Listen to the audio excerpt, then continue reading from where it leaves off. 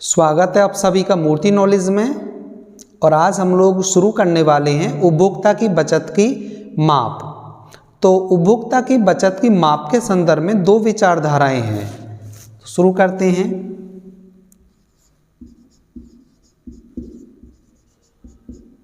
उपभोक्ता की बचत की माप, इस संदर्भ में दो विचारधाराएं हैं। जो पहली विचारधारा है वो है मार्शल की। प्रोफेसर मार्शल के अनुसार कुल लागत तथा सीमांत उपयोगिता का अंतर, जो दूसरी है वो है हिक्स द्वारा, यानी तटस्थता वक्रों द्वारा। दो विचारधाराएं हैं उपभोक्ता की बचत को मापने के संदर्भ में। जो पहली है वो है प्रोफेसर मार्शल के द्वारा दी गई कुल लागत तथा सीमांत उपयोगिताओं का अंतर, और जो दूसरी है वो हिक्स के द्वारा दी गई है और उसमें तटस्थ वक्रों द्वारा उपभोक्ता की बचत को मापा जाता है।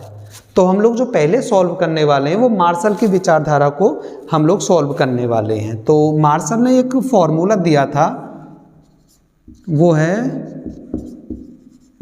उपभोक्ता की बचत बराबर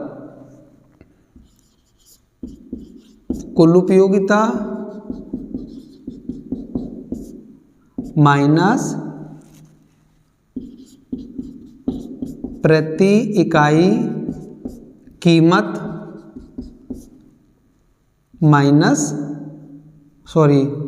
गुणा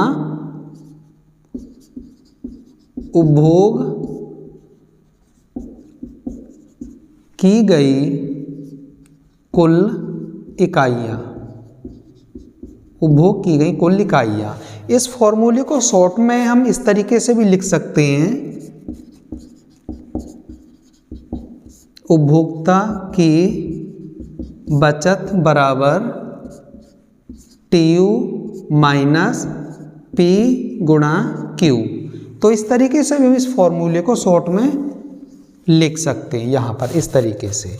तो हम लोग सबसे पहले मार्शल की विचारधारा को सॉल्व करते हैं और समझते हैं उपभोक्ता की बचत को एक चित्र की सहायता से।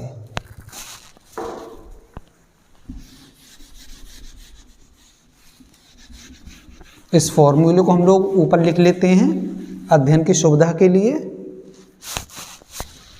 यहाँ पर लिख लेते हैं, चलो।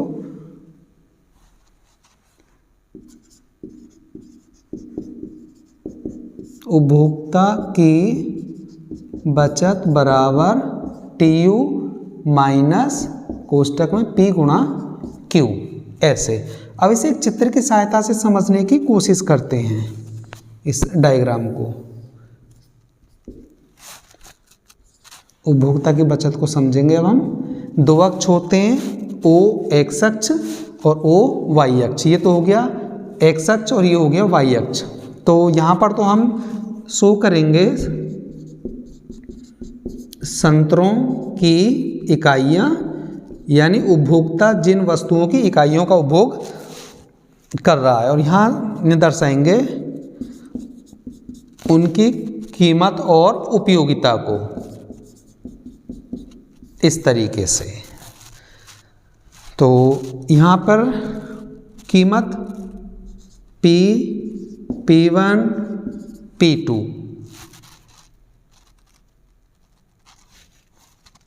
Q1 Q2। तो ये हो गई हमारी मूल कीमत रेखा K1,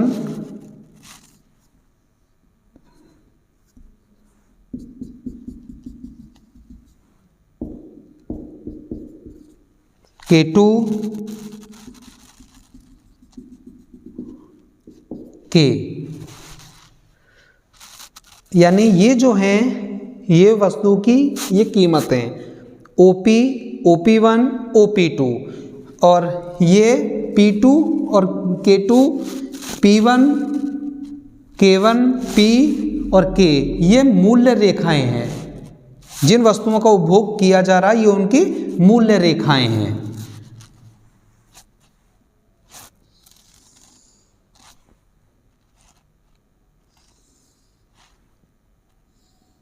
चित्र की सहायता से अभी समझने की हम लोग अभी कोशिश करते हैं।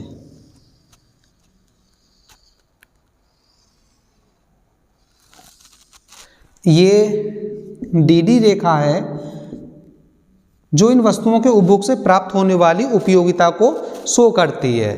ये हो गया E2, ये बिंदु हो गया E1 और ये हो गया E।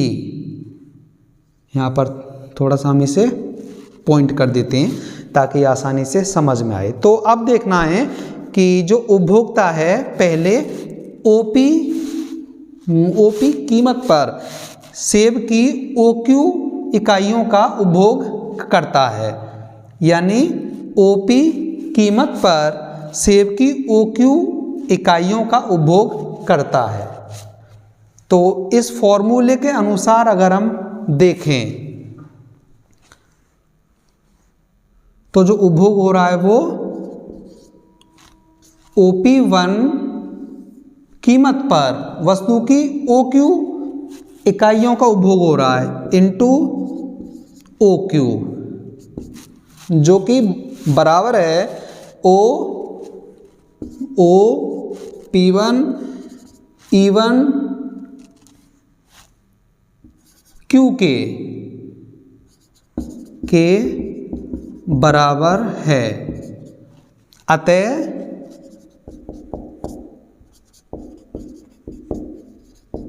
उपभोक्ता की जो बचत होगी, अब वो क्या होगी, वो होगी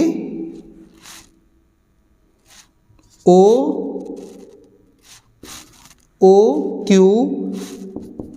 E1 D minus OP1 E1 Q बराबर P1 E1 D। तो जो उपभोक्ता की जो बचत आई निकल के वो आई P1 E1 D, अर्थात जब उपभोक्ता एक सेब की इकाई यानी OQ वस्तु का उपभोग करता है तो उसकी कीमत है OP1। तो अब उसकी जो उपभोक्ता की जो बचत होगी वो होगी P1 E1 D।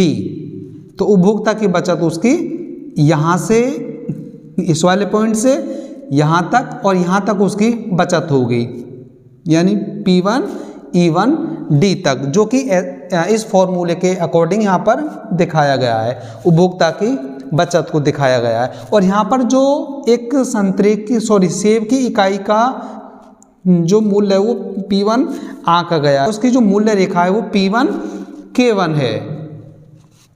तो हम लोग यहाँ पर फिर से एक बार देख लेंगे, एक वस्तु की जो कीमत है वो OP1 है, एक सेब की एक इकाई का जो उपभोग हो रहा है वो OQ वस्तु का उपभोग हो रहा है, जो कि OP1 E1 Q के बराबर है। अर्थात अतः उपभोक्ता की जो बचत होगी अब यहाँ पर वो OQ E1 D minus OP1 E1 Q बराबर P1 E1 D के बराबर होगी। P1 E1 D के बराबर उपभोक्ता की बचत होगी।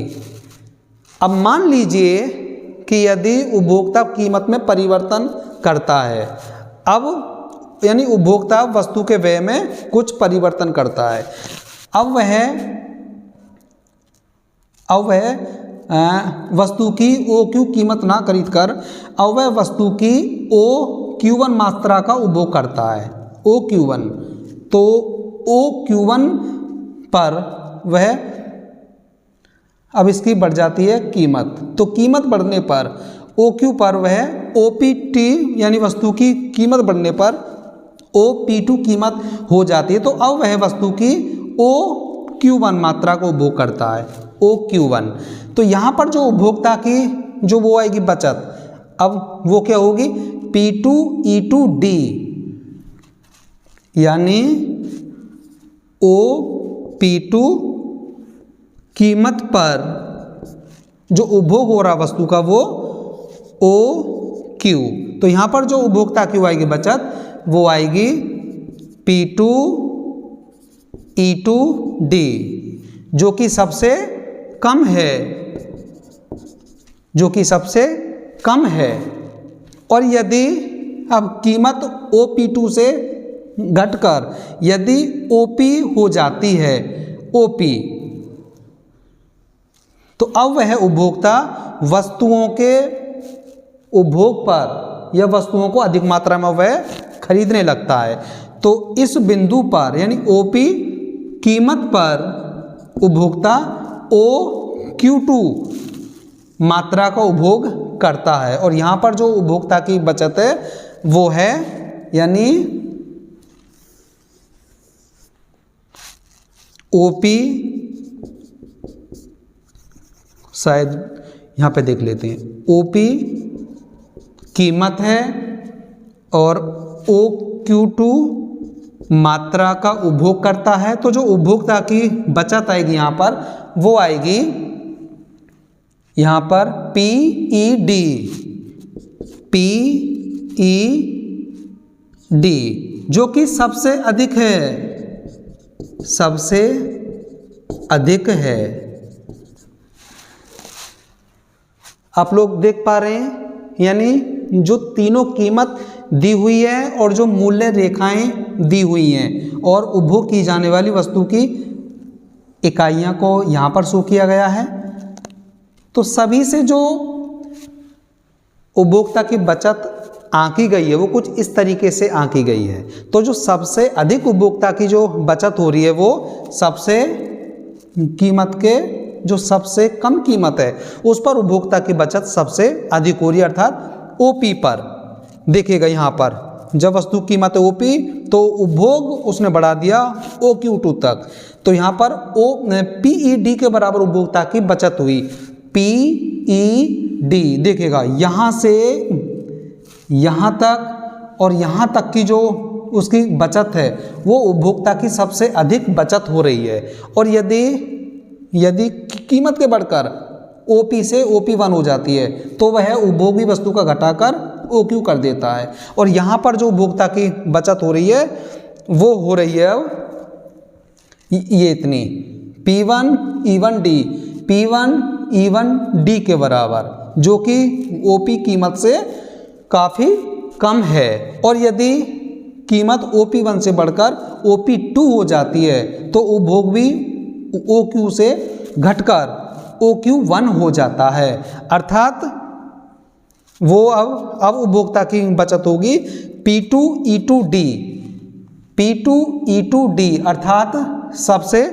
कम बचत यहीं पर हो रही है, सबसे कम बचत।